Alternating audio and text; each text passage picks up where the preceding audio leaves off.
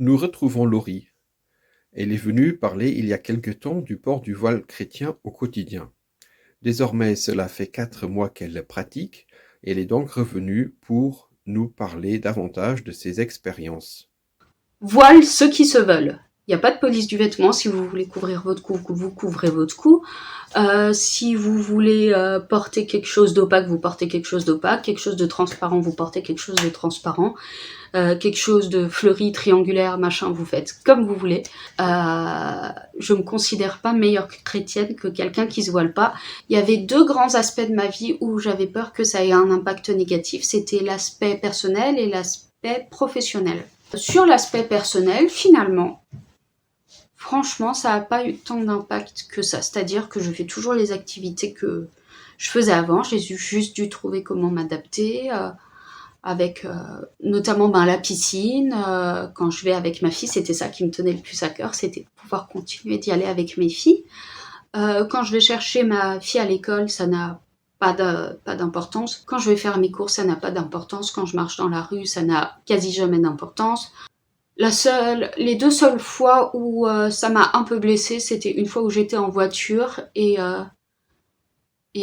j'avais fait une erreur, j'avais dû oublier mon clignotant ou quelque chose comme ça. Bref, et donc je me suis excusée à la personne, je lui disais pardon, voilà. Et en fait, elle a voulu continuer dans l'escalade, et puis comme elle voyait que je réagissais pas, elle a fait « Ouais, toi, avec ton voile !» Et je me suis dit « Mais qu'est-ce que mon voile vient faire dans le fait que j'ai oublié de mettre un clignotant ?» Voilà, mais en dehors de ça, ça va. Et puis, il y a eu une ou 2 fois où en fait, je me suis pris une remarque comme quoi, du coup, j'essayais d'être à contre-courant du féminisme, et que le voile, c'était pour montrer une soumission à l'homme. Donc j'ai expliqué à la personne qu'en fait, d'ailleurs, j'avais même pas demandé l'avis de mon mari avant de mettre le voile. Et généralement, à ce moment-là, elles savent plus quoi dire. Parce que du coup, ça n'entre pas dans la relation avec mon mari, ça rentre dans ma relation avec Dieu.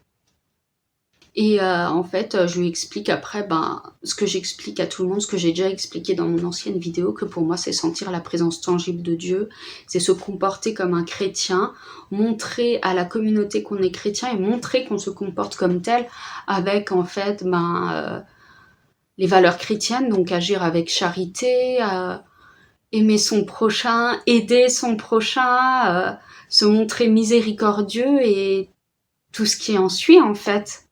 Et que finalement, cette présence tangible de Dieu, elle m'aide à me comporter plus souvent comme ça dans ma vie au quotidien, et à montrer que je suis fière d'être chrétienne finalement.